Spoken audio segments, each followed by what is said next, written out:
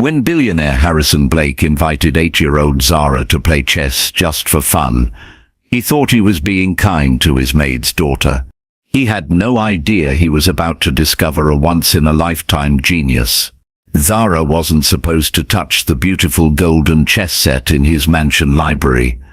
But when the rich man saw her staring at the pieces with wonder, he offered to teach her the game. What happened next shocked everyone. This quiet little girl didn't just learn chess. She destroyed every opponent like she was born to play. Move after move, her mind worked like magic, seeing patterns that even experts missed. But as the chess world buzzed about this incredible child, two questions emerged that would change everything. Why did this billionaire really care about teaching a maid's daughter? And why did his grey eyes look exactly like Zara's? Zara Thompson pressed her nose against the cool window of the fancy car. She had never seen a house so big. It looked like a castle from her picture books, with tall white columns and windows that sparkled like diamonds in the sunshine. "Remember what I told you?" her mother Maria whispered, smoothing down Zara's curly black hair. "Stay quiet and don't touch anything." Zara nodded. She was good at being quiet. At 8 years old, she had learned that being quiet kept her out of trouble. The car stopped in front of the huge house. Maria took a deep breath and squeezed Zara's hand. "The babysitter got sick, baby. I'm sorry you have to come to work with me today." "It's okay, Mama," Zara said softly. "I brought my homework." They walked up the long driveway. Zara's eyes grew wide as she looked at the beautiful gardens and the fountain with stone angels. She had never seen anything so fancy. Inside the mansion, Zara's mouth fell open. The ceiling was so high she had to tilt her head back to see the top. A giant chandelier hung down like a crystal waterfall. The floors were made of shiny marble that reflected everything like a mirror. "Stay close to me," Maria whispered, pulling a cart full of cleaning supplies. They went into a room filled with books from floor to ceiling. Zara had never seen so many books in one place. In the center of the room sat a table with the most beautiful thing she had ever seen. It was a chess set, but not like the plastic one at school. These pieces looked like tiny soldiers made of real gold and silver. The white pieces gleamed like sunshine, and the black pieces shone like midnight. The board was made of marble, with squares that looked like little mirrors. "Wow," Zara breathed, forgetting to be quiet. "Zara, come here," Maria called from across the room. "Sit at that small table and do your homework. Don't touch anything." Zara sat down and opened her math book, but she couldn't stop looking at the chess set. The pieces seemed to call to her. She knew it was a chess set because her teacher had taught the class the basic rules during indoor recess, but she had never played a real game. The king stood tall and proud in the center. The queen next to him looked powerful and important. The horses, knights, her teacher had called them, looked ready to jump into battle. Even the small pieces in front, the pawns, seemed to have their own special purpose. "You like chess?" Zara jumped so hard her pencil flew across the room. She spun around to see a tall man with grey hair and kind blue eyes. He wore a dark suit, but his smile was warm. "I'm sorry, sir," Zara stammered, her heart beating fast. "I wasn't touching anything. I was just looking." This had to be Mr. Harrison Blake, the owner of the mansion. Her mother had told her he was very rich and very important. Zara had imagined he would be scary, but he didn't look scary at all. "It's okay," Mr. Blake said gently. "I asked if you like chess." "I don't know how to play, sir," Zara whispered. "My teacher showed us the pieces once, but I never played a real game."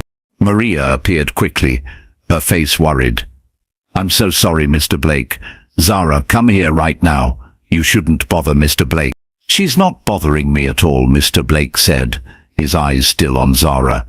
"Actually, I was just thinking how quiet this old house gets." "Would you like to learn how to play chess, Zara?" just for fun. Zara looked at her mother, then back at Mr. Blake. Really? Really? If your mother says it's okay. Maria twisted her hands together. Mr. Blake, you don't need to, you must be very busy. Not too busy to teach a bright young lady about chess, Mr. Blake said. What do you say, Zara? Zara's eyes lit up like Christmas morning. Yes, please. Mr. Blake sat down across from her at the chess table. Up close, the pieces were even more beautiful. He began to explain how each piece moved, and something magical happened. Zara understood everything right away. Not just understood, she could see how the pieces worked together. It was like looking at a puzzle where all the parts made sense. The pawn can only move forward one square, Mr. Blake explained, unless it's the pawn's first move. Then it can move 2 squares. And it attacks diagonally, Zara added, surprising herself. Mr. Blake raised his eyebrows. That's right, how did you know that? I don't know, it just makes sense. As Mr. Blake explained each piece, Zara felt like she was learning a secret language.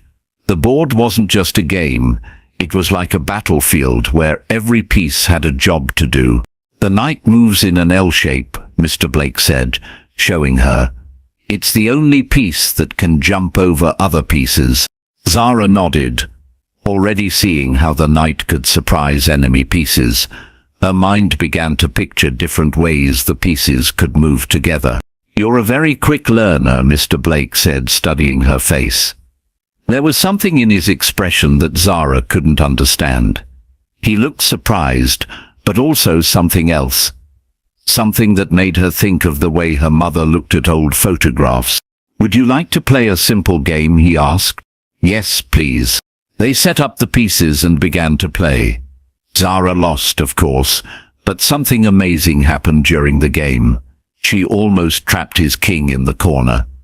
She could see 3 moves ahead, like watching a movie in her mind. When the game ended, Mr. Blake stared at the board for a long time. Then he looked at Zara with those kind blue eyes. Zara, would you like to come back tomorrow and play another game? Can I, Mama? Zara asked, her voice full of hope. Maria nodded slowly, but her face looked worried. If Mr. Blake is sure. I'm very sure, Mr. Blake said. Same time tomorrow. Yes, sir, Zara said, bouncing in her chair. But as they left the mansion that evening, Zara couldn't shake the feeling that something important had happened. Mr. Blake had looked at her like he was seeing a ghost. And when he smiled, something about his face reminded her of someone she couldn't quite remember, but felt like she should know. That night, Zara lay in her small bed staring at the ceiling. She kept thinking about the chess pieces and how they moved. In her mind, she could see the golden king and silver queen dancing across the marble board. Mama, she called softly. Maria appeared in the doorway. What is it, baby? Do I look like anyone you know? Maria's face went very still. What do you mean? Sometimes people say I look like someone, but they never say who. And today, Mr. Blake looked at me funny, like he'd seen me before. You look like yourself, Zara. That's all that matters.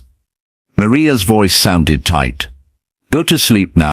But Zara noticed her mother didn't turn on the hall light like she usually did. Instead, she sat on the old couch in the living room for a long time, looking at something in her hands. The next day couldn't come fast enough for Zara. At school, she could barely pay attention to her lessons. All she could think about was chess. Zara? What's 8 times 7? Mrs. Rodriguez asked. 56. Zara answered quickly, but her mind was somewhere else. She was thinking about how the knight could jump over pawns to attack the enemy pieces. When school ended, Zara practically ran to her mother's old car. Someone's excited, Maria said with a small smile. Can we go to Mr. Blake's house now, please? We going, baby. But remember what I told you. Be polite, and don't get your hopes up too high. What do you mean? Rich people sometimes make promises they don't keep. If Mr. Blake is too busy today, don't be upset. But Mr. Blake wasn't too busy. He was waiting in the library with the chess set already arranged. "Good afternoon, Zara," he said warmly. "Ready for another game?" "Yes, sir." This time, Zara lasted longer before losing. She managed to capture 2 of his pawns and even put his king in check once. "Excellent move," Mr. Blake said when she moved her bishop. "You're thinking several moves ahead. It's like watching a movie in my head." Zara explained, "I can see where the pieces want to go." Mr. Blake went very quiet. He studied her face for a long moment. "Have you been practicing at home?" "No, sir, we don't have a chess set. But I think about the games before I fall asleep." "What do you think about?" "Different ways the pieces could move. Better ways to protect my king. How to make traps for your pieces." Mr. Blake's hands stopped moving over the chessboard. "Zara, do you dream about chess?" "Sometimes. Last night I dreamed that all the pieces were dancing, but they were following rules. Like they were doing a special dance that only they knew." Something flickered in Mr. Blake's blue eyes. "What else do you dream about?" "I dream about having a daddy sometimes," Zara said quietly. "In my dreams he teaches me things and we play games together." Maria, who had been dusting bookshelves nearby, dropped her cloth. So Zara and Mr. Blake looked at her, but she quickly picked it up and kept working. "What does your dream daddy look like?" Mr. Blake asked softly. Zara scrunched up her face, thinking, "He has kind eyes and grey hair. And he smiles a lot." She paused. "Kind of like you, I guess." Mr. Blake's face went very pale. He cleared his throat and stood up suddenly. "I should let you get back to your homework," he said. "Same time tomorrow?" "Yes, please." But as they walked to the car, Zara noticed Mr. Blake watching them from his big window. He looked sad and happy at the same time. The chess games became a daily routine. Every afternoon after school, Zara would sit across from Mr. Blake and lose herself in the beautiful game. And every day, she got better, much better. By the end of the first week, she was capturing more of his pieces. By the second week, she was creating clever traps. By day 15, something amazing happened. "Checkmate," Zara said softly, staring at the board in surprise. Mr. Blake leaned back in his chair and smiled. "Congratulations, Zara. That was beautifully played. I won? I really won? You really won. And it wasn't luck. You planned that victory 5 moves ago." Zara's heart felt like it might burst with happiness. She had beaten Mr. Blake at chess. "Can we play again right now?" Of course. They played 3 more games that afternoon. Zara won 2 of them. That evening, after Maria and Zara left, Mr. Blake sat alone in his library. He picked up his phone and dialed a number. "Dr. Chen, it's Harrison Blake. I need you to come to my house tomorrow. There's a child I want you to meet." "What kind of child?" Dr. Chen asked. "The kind that only comes along once in a lifetime." Meanwhile, at their small apartment, Zara helped her mother make dinner.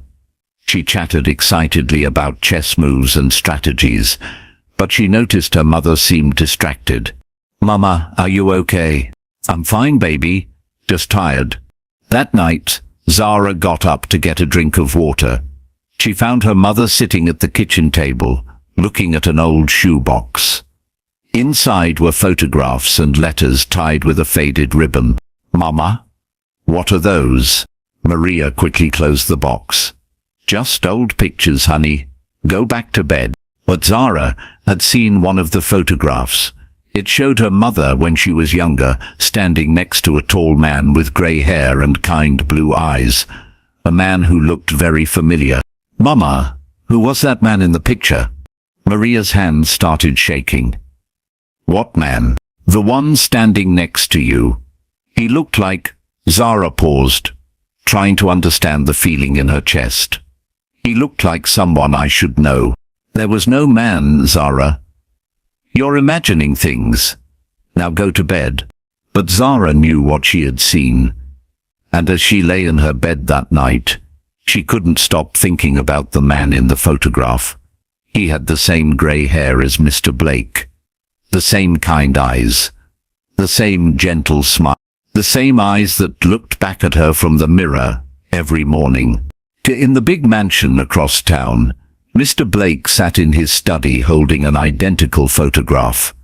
In it, a younger version of himself stood next to Maria, both of them smiling and happy. On his desk was another picture, a small ultrasound image with Baby Thompson written at the bottom. A tear rolled down his cheek as he whispered, "My daughter, my beautiful, brilliant daughter." The next morning, Mr. Blake paced around his library like a caged tiger. He had barely slept all night. Today, Dr. Lisa Chen would arrive to see Zara play chess. Dr. Chen was the best chess teacher in the country. She had trained 3 world champions and discovered more chess geniuses than anyone else alive. But what if he was wrong? What if Zara was just a smart little girl who happened to be good at games? What if Dr. Chen thought he was being silly? Then he remembered yesterday's games, the way Zara's eyes had sparkled when she said checkmate. The way she could see moves that most adults would miss. No, he wasn't imagining things. Zara was special, very special. At school, Zara couldn't concentrate on anything. During math class, she drew chess pieces in the margins of her notebook. During reading time, she imagined the characters in her book playing chess. Even during lunch, she moved her food around on her plate like they were pieces on a board. "Zara, you're being weird today," her friend Emma said. "What's wrong with you?" "Nothing's wrong. I'm just thinking." "About what?" "Chess." Emma wrinkled her nose. "That boring game with the horses and castles. Why do you care about that?" Zara wanted to explain that chess wasn't boring at all. It was like magic. Every piece had its own personality and power. The board was like a whole world where anything could happen. But she didn't know how to make it. Emma understood. "It's just fun," she said finally. When 3 o'clock came, Zara practically flew out of the classroom. Her mother was waiting by the car, but she looked nervous.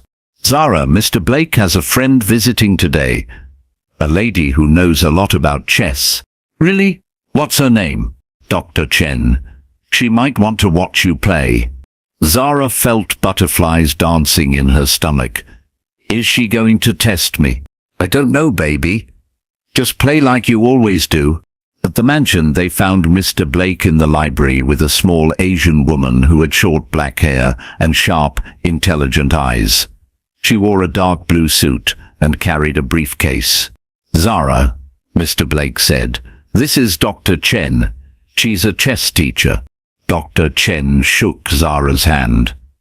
"Hello, Zara. Harrison tells me you've been learning to play chess." "Yes, ma'am. It's really fun." Dr. Chen smiled, but Zara could tell she was studying her carefully. "Would you like to play a game with me?" Zara looked at Mr. Blake, who nodded encouragingly. "Okay." They sat down at the beautiful marble chess set. Dr. Chen arranged the pieces quickly and expertly. Zara could tell she had done this thousands of times before. "I'll play white," Dr. Chen said. "You can go first." Zara moved her king's pawn forward 2 squares. It was the opening Mr. Blake had taught her. Dr. Chen moved her own pawn.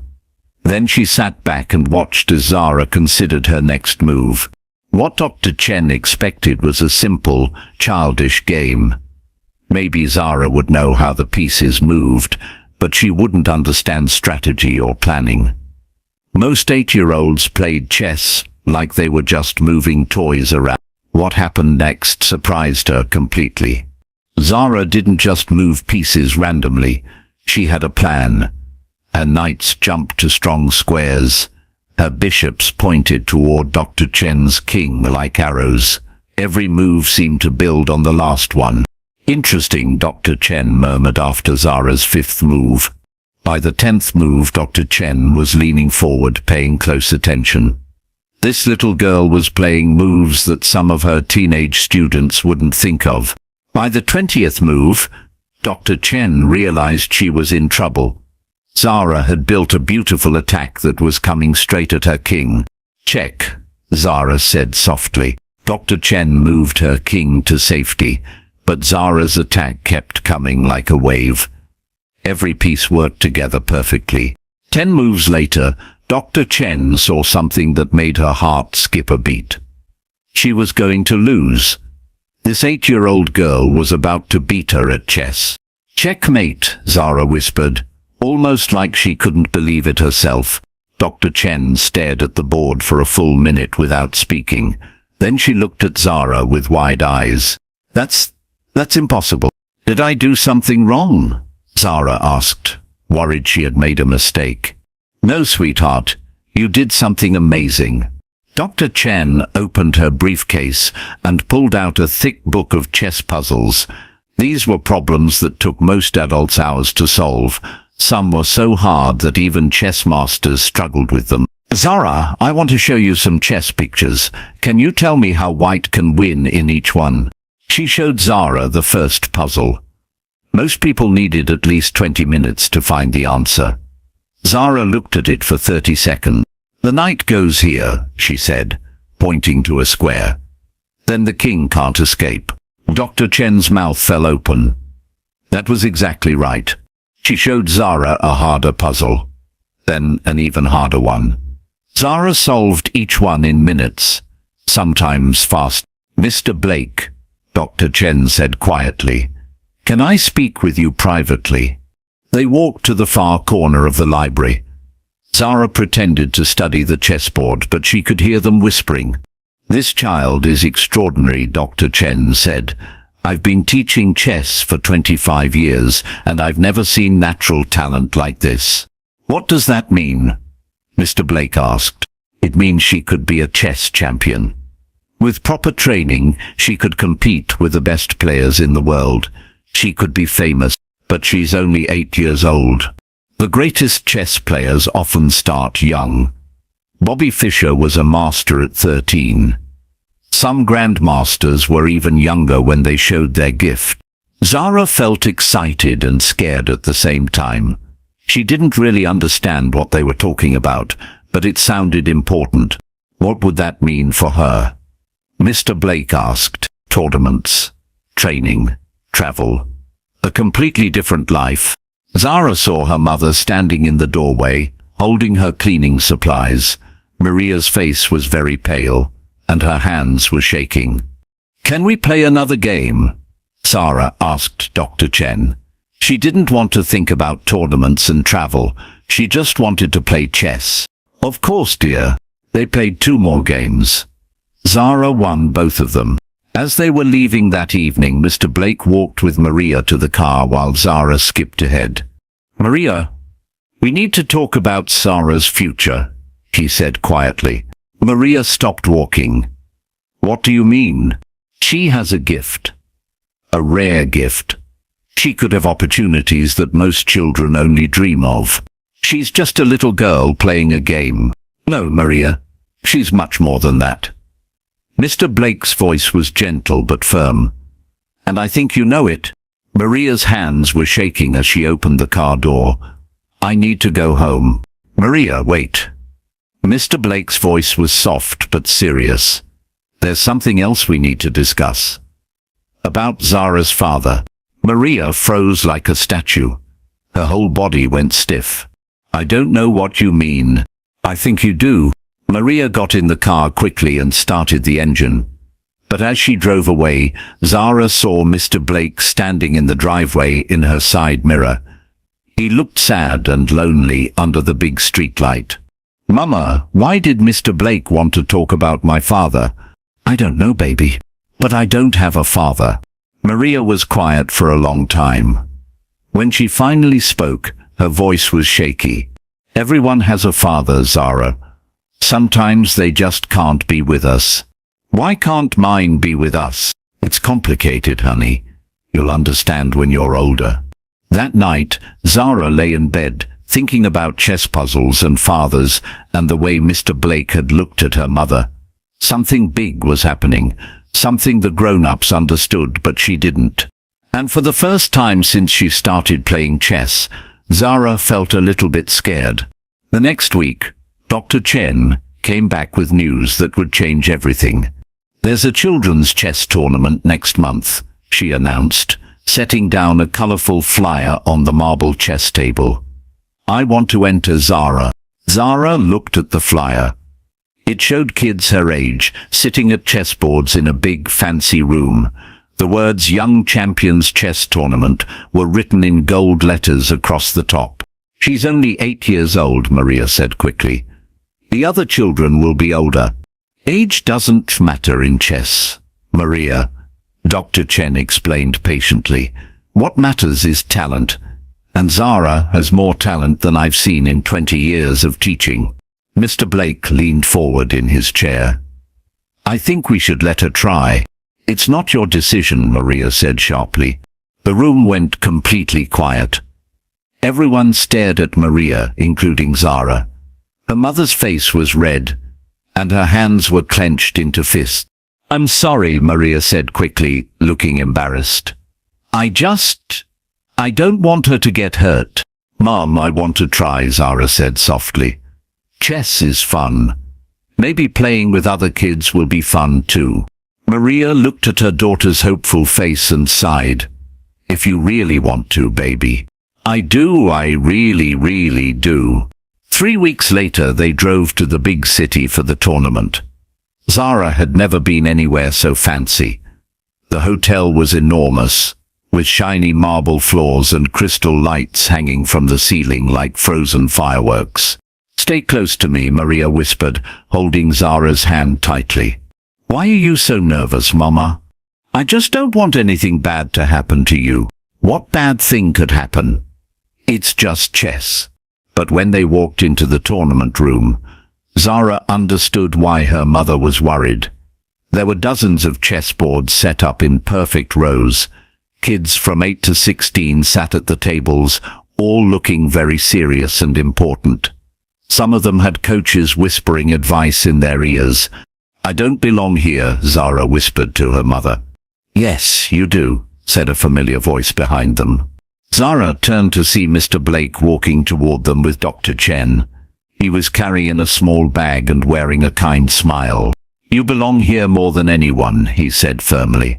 "But look at all these kids. They look so smart and serious. So do you. And you're smarter than you know." Dr. Chen led them to a table where a tournament director was checking names on a long list. "Zara Thompson?" the man asked. "That's me," Zara said quietly. "You're our youngest player this year. Good luck." Zara's first opponent was a 12-year-old boy named Marcus, who had won last year's tournament. He had brown hair and serious brown eyes, and he wore a shirt that said "Chess Champion" on it. Marcus looked at Zara and laughed. "They're letting babies play now." "I'm not a baby," Zara said politely. "I'm 8. Same thing. This will be over in 10 minutes. They sat down at the chessboard. Marcus set up his pieces quickly, like he had done it 1,000,000 times. Zara arranged hers carefully, remembering what Mr. Blake had taught her about treating each piece with respect. "You can go first," Marcus said, sounding bored already. Zara moved her king's pawn forward 2 squares. Marcus moved his pawn quickly, barely looking at the board. But as the game continued, Marcus stopped looking bored. Zara's pieces moved across the board like they were dancing. Every move had a purpose. Every piece worked together like members of a team. "What the?"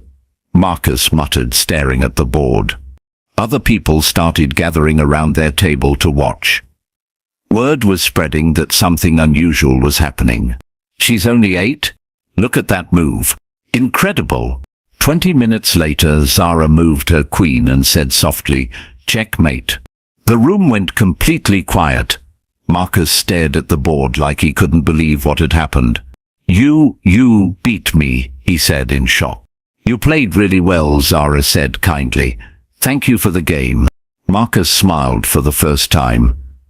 That was the best game I've ever played. Even though I lost. You're going to be famous someday. Zara won her second game against a 10-year-old girl from Texas, then her third game against a 13-year-old boy from New York, then her fourth game against a girl who had been playing chess since she was 5. Who is that kid? People whispered. Where did she come from? She makes it look so easy. But during her 5th game, something sad happened. Her opponent was a 9-year-old girl named Sarah, who had practiced for months to get ready for the tournament. When Zara won the game, Sarah started crying. I practiced every day, Sarah sobbed. I studied chess books and worked with a coach, and you make it look like you're just playing for fun. Zara felt terrible. She hadn't meant to make anyone cry. You did play really well, Zara said gently. I could tell you practiced a lot. It doesn't matter. You're just naturally better than everyone. Maybe we could be friends? Zara asked. I don't have many friends who like chess. Sarah stopped crying and looked at Zara with surprise. You want to be my friend?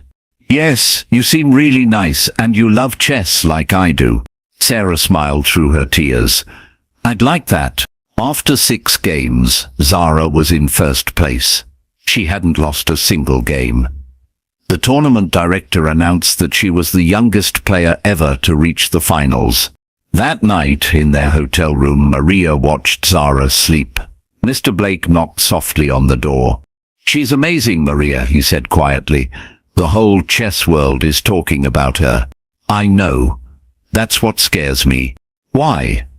This could change her life forever. She could have the best education, travel the world, meet incredible people. Maria turned to face him. Her eyes were full of tears. Harrison, we can't keep pretending. Pretending what? You know what? Look at her. Really look at her. Mr. Blake's face went very pale. Maria, she has your eyes, your way of thinking about problems, your gift for seeing patterns that other people miss. Are you saying what I think you're saying? I'm saying it's time to tell her the truth. Mr. Blake sat down heavily in the chair by the window. How long have you known that I knew? Since the first day you offered to teach her chess. You didn't just randomly pick my daughter to be kind to. You recognized her. She's my daughter too, isn't she? Maria nodded, tears rolling down her cheeks. She's your daughter too. They sat in silence for a long time, watching Zara sleep peacefully. Tomorrow, she would play in the tournament finals.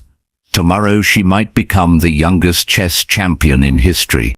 But tonight, 2 parents sat together, finally ready to tell their daughter the truth about who she really was.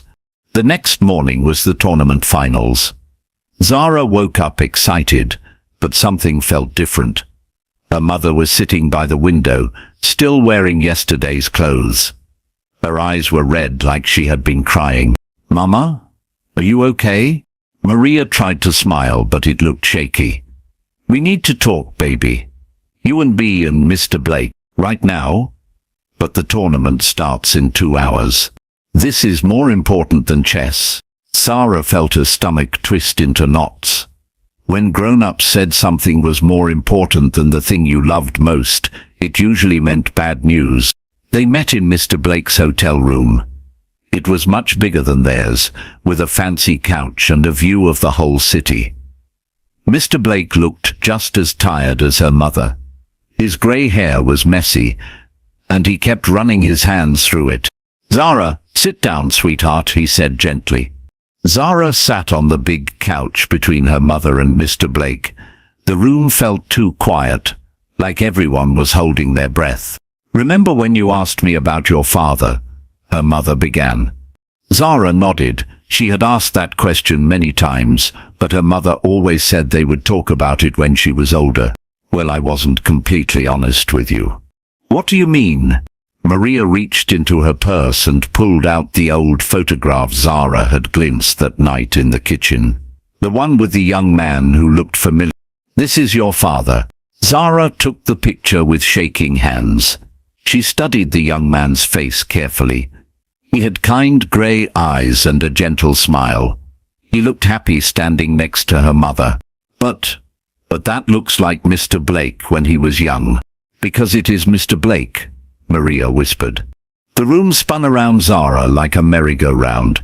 She looked at the picture, then at Mr. Blake, then back at the picture. Mr. Blake is my daddy? Mr. Blake's eyes filled with tears. He slid down from his chair and knelt in front of Zara, taking her small hands in his big ones. Yes, sweetheart, I'm your father. I've wanted to tell you for so long, but why didn't you? Maria started crying again. Because I was scared. 9 years ago your father and I worked together. I was his assistant, and he was my boss. We fell in love, but I thought people would say I was only after his money. You were never after my money, Mr. Blake said firmly. You were the kindest, smartest, most beautiful person I'd ever met. When I found out I was going to have you, Maria continued, I was so happy, but then I got scared. What if people said you weren't good enough for his world? What if they said mean things about us? So you left, Mr. Blake said sadly. You disappeared with Zara, and I looked for you for years. I wanted to give you a normal life, Maria told Zara. Away from all the money and pressure, and people watching everything you do. Zara was quiet for a long time, thinking like she did during chess games.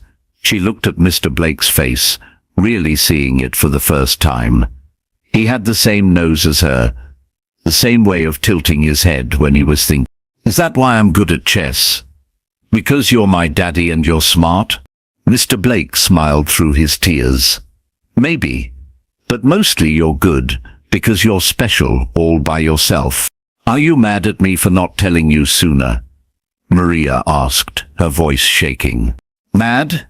Zara thought about this. No, but I'm sad. I always wanted a daddy, and you were right here the whole time. I'm so sorry, baby. And are you mad at me? Zara asked Mr. Blake. Mad? Oh, sweetheart, I could never be mad at you. You're the best thing that ever happened to me. Zara looked back and forth between her parents. So you hired Mama to work for you so you could see me? Mr. Blake looked embarrassed. I found out where you lived. I knew your mom needed a job, and I thought if I hired her, I could get to know you without scaring you. That's why you wanted to teach me chess. I wanted to spend time with you. I had no idea you'd be so amazing at it. Zara was quiet again, processing everything like a complex chess puzzle. Then she said something that surprised everyone. Can I still call you Mr. Blake? Daddy feels weird right now. You can call me whatever makes you comfortable. Okay. And can we still play chess every day? Every day for the rest of our lives if you want. Good. Zara smiled for the first time that morning. But I have one more question. What's that? If you're my daddy, and Mama is my mama, does that mean we're a family now? Mr. Blake and Maria looked at each other. They hadn't talked about what would happen next. We're figuring that out, Maria said carefully. I want us to be a family, Zara said firmly, but I want to do it slowly. Like learning a new chess opening. You have to practice before you get good at it. That sounds very wise, Mr. Blake said. And I want to keep my name, Zara Thompson. Maybe someday I'll be Zara Thompson Blake, but right now I'm proud to be a Thompson. Maria started crying again. But these were happy tears. You're such a smart little girl. I get it from both of you, Zara said matter-of-factly. A knock on the door interrupted them. It was Dr. Chen. I'm sorry to bother you, but the tournament starts in 1 hour. Are you ready, Zara? Zara looked at her parents, both of them now, and smiled. I'm ready. Let's go show everyone what a Thompson girl can do. Thompson girl? Mr. Blake asked, raising an eyebrow. That's right. And maybe, Zara added with a grin. What a Blake girl can do too. As they walked toward the tournament room, Zara felt different, not because she was about to play the biggest chess game of her life, but because for the first time ever, she had a complete family walking beside her. The scared feeling from the night before was gone. Instead, she felt like a chess piece that had finally found its proper place on the board. Strong, protected, and ready for anything. But first, she had a tournament to win. "Let's go play some chess," she said, taking both her parents' hands. And for the first time in 9 years, Harrison Blake, Maria Thompson, and their daughter Zara walked together as a family. The tournament room buzzed with excitement. News reporters crowded around the entrance with big cameras and microphones. Word had spread about the 8-year-old chess genius who was playing in her first tournament finals. "How do you feel about playing for the championship?" a reporter asked, shoving a microphone toward Zara's face. Zara looked up at the reporter with her big grey eyes. "I feel nervous but excited. Chess is like solving puzzles, and I love puzzles. Do you think you can beat someone 8 years older than you?" "I don't know, but I'll try my best." Her opponent in the finals was David Martinez, a 16-year-old chess champion from California. He was tall with black hair and serious dark eyes. He had won 5 major tournaments and was already being called a future grandmaster.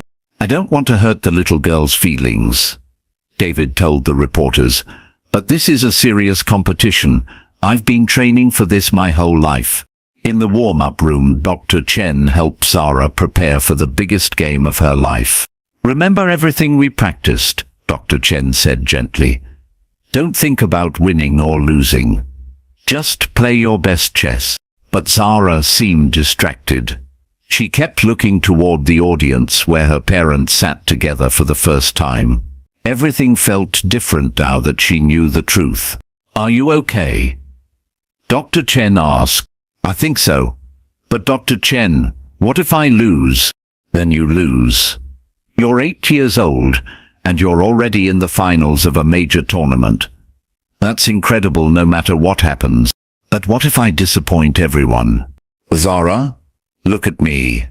Dr. Chen knelt down so they were eye to eye. "You could lose every game for the rest of your life, and you'd still be amazing. Chess doesn't make you special. You make chess special." Zara smiled for the first time that morning. "Thank you. Now are you ready to go have some fun?" "Yes. Let's play chess." The tournament director called for quiet as Zara and David took their seats at the championship board. The room was packed with hundreds of people, all watching the little girl who had beaten every opponent so far. David set up his pieces quickly and confidently. He had played in rooms like this many times before. Zara arranged her pieces more slowly, touching each one gently like she was greeting old friends. "Good luck," David said, offering his hand. "Good luck to you too," Zara replied, shaking it. The tournament director started the official clock. "Let the championship game begin." David played white, so he moved first.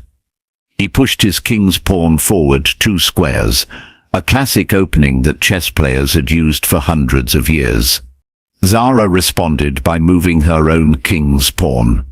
So far, everything looked normal. But as the game developed, something special began to happen. This wasn't just chess. This was art. David played aggressively, trying to create quick attacks and end the game fast. He thought that if he put enough pressure on Zara, she would make mistakes like most young players did. But Zara didn't make mistakes. She played calmly and smoothly, like she was conducting a beautiful orchestra. Her pieces moved across the board in perfect harmony, each one supporting the others. "Incredible," someone whispered in the audience. "She's not playing like a child at all. Look at that combination." After 1 hour, the game was perfectly balanced. David was starting to sweat. This wasn't supposed to be hard. He was a tournament champion. She was just an 8-year-old girl. But Zara wasn't just any 8-year-old girl. She was a chess artist, painting masterpieces on the 64 squares. In the audience, Maria grabbed Harrison's hand. "She's amazing." "She gets it from her mother," Harrison whispered back. No, she gets it from both of us. The game continued for another hour. Neither player had a clear advantage. David was playing the best chess of his life, but so was Zara. Then in the third hour, Zara saw something that made her heart skip. A combination of moves that David wouldn't expect. It was risky.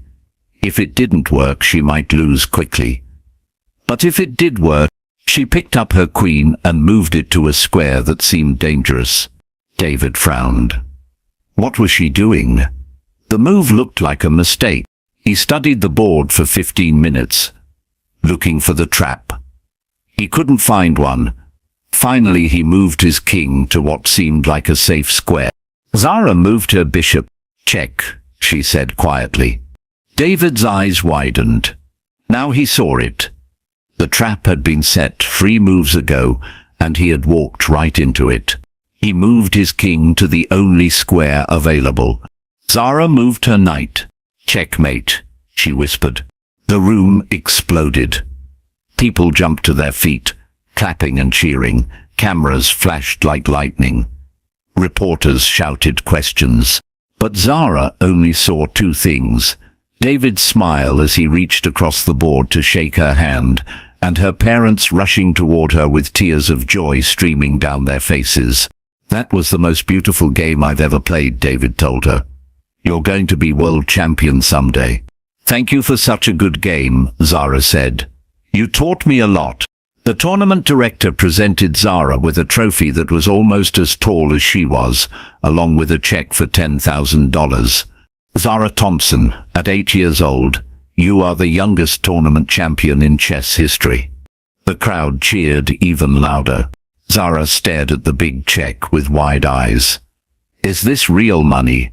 Harrison laughed. It's very real. What would you like to do with it? Zara thought for a moment, looking around at all the chessboards and all the children who had played their hearts out. Can we buy chess sets for kids who don't have any, so they can learn to play too? The reporters loved this answer. They scribbled notes and took more pictures of the little girl who wanted to share her gift with the world. That night, they celebrated at the hotel restaurant. Zara sat between her parents, still wearing her tournament medal and grinning from ear to ear. I can't believe I won, she said for the 10th time. I can, Maria said. You were incredible out there. We're so proud of you, Harrison added. As Zara fell asleep in her chair, exhausted but happy, her parents looked at each other across the table. She's going to have a different life now, Maria said softly. People will want to train her, sponsor her, make her famous. Only if that's what she wants, Harrison replied. She's still just a little girl who loves to play chess. But she's our little girl now, Maria said. She always was. I just didn't get to act like her father until today. So what happens next? Harrison smiled, watching his daughter sleep peacefully. Now we figure out how to be the family we were always meant to be. Outside the restaurant windows, the city lights twinkled like stars. Inside, a family that had been broken was finally whole again. And tomorrow they would start their new life together, one move at a time. 3 months later, life looked very different for the Thompson-Blake family. Zara still lived with her mother in their cozy apartment, but now Harrison visited every single day. They were taking things slowly, building trust and friendship one conversation at a time. Good morning, sunshine, Harrison said as he walked into the kitchen where Zara was eating breakfast. Good morning, Dad, Zara said, the word coming much easier now. She had started calling him Dad 2 weeks ago, when it finally felt natural instead of strange. It made Harrison's heart sing every time he heard it. They had set up a beautiful chess room in Harrison's mansion, complete with marble boards and crystal pieces. But Zara's favorite place to play was still at the small kitchen table in her mother's apartment. It feels more like home here, she had explained when they asked why. Maria came out of her bedroom ready for work. She had a new job now, not cleaning houses but working as Harrison's assistant again. This time though, everything was different. This time, they were partners in raising their daughter. "Ready for school, baby?" Maria asked. "Almost. Dad and I are just finishing our morning puzzle." Dr. Chen came twice a week to help Zara improve her chess skills. Chess masters from around the world wanted to train her. Television shows wanted to interview her.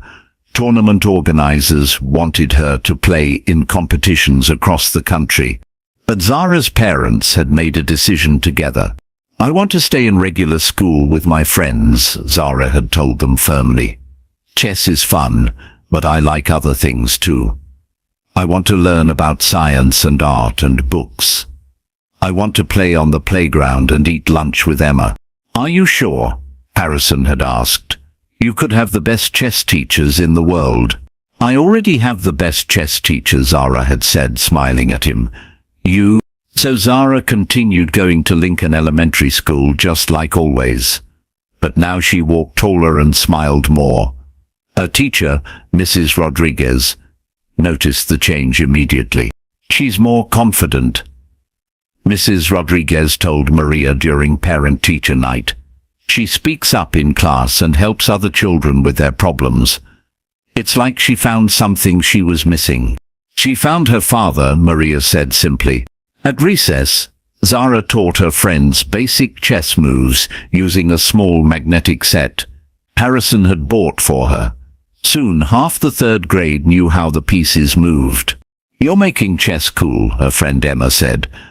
"Before you, I thought it was just a boring grown-up game." "Chess isn't boring," Zara laughed. "It's like having a battle with your brain instead of your fists." But being famous wasn't always easy. Sometimes reporters called the school. Sometimes strangers recognized her at the grocery store. People expected her to be serious and grown up all the time. "I don't like all the attention," Zara told her parents one evening. "I just want to be a normal kid who happens to be good at chess." "You don't have to do anything you don't want to do," Harrison promised. "Being good at chess doesn't mean you belong to the world, you belong to us." "But people keep saying I have a responsibility, that I should compete in more tournaments and become famous." "Your only responsibility is to be happy and healthy," Maria said firmly. "Everything else is just extra." One day, a very special visitor came to see them. His name was Grandmaster Petrov, and he was the current world chess champion.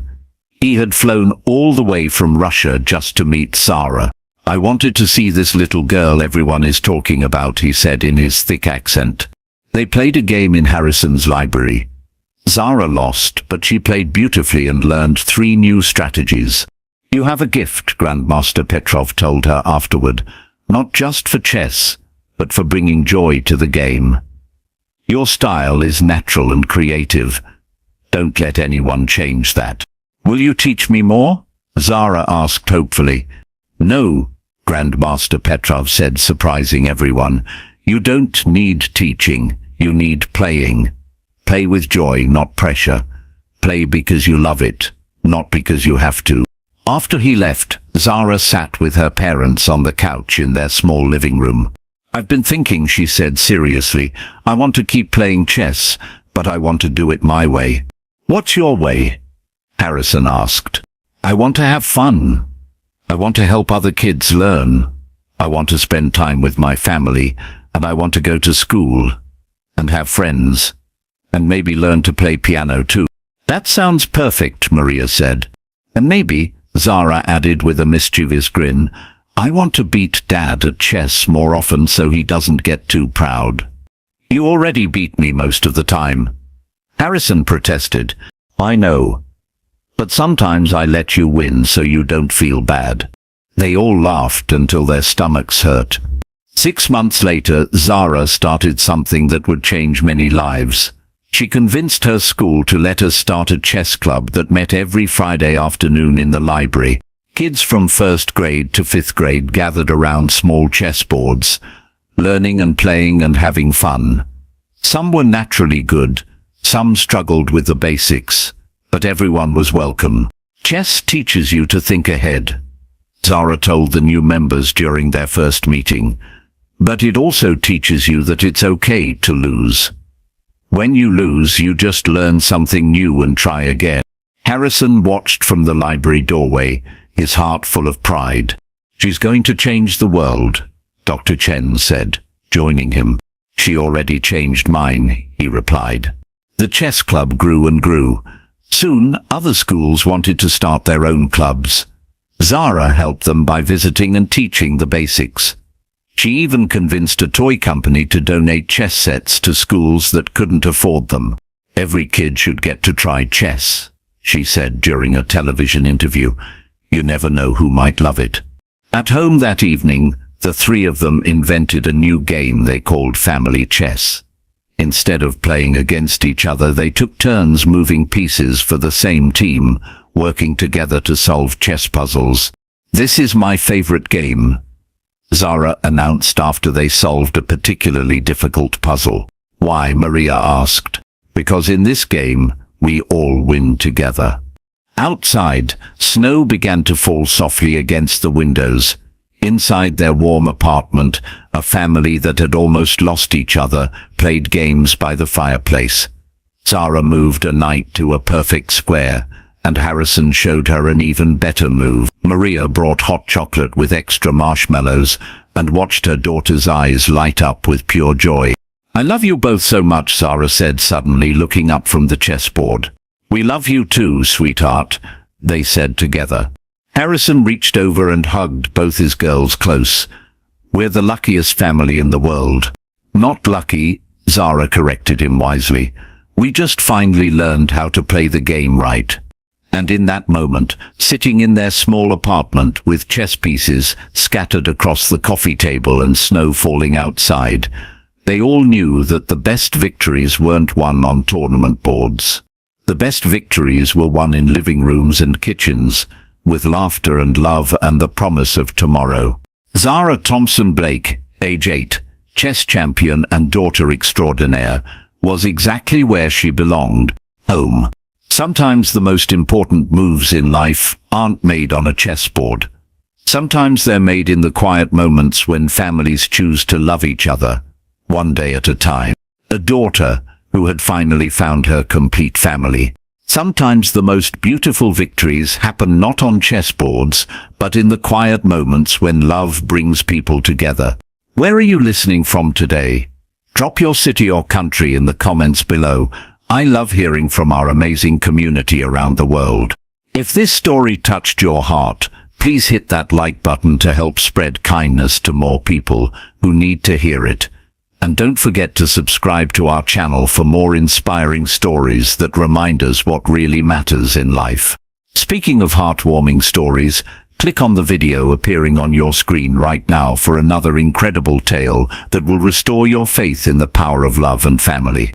Until next time, remember, sometimes the greatest treasures are found in the most unexpected places. Keep spreading kindness.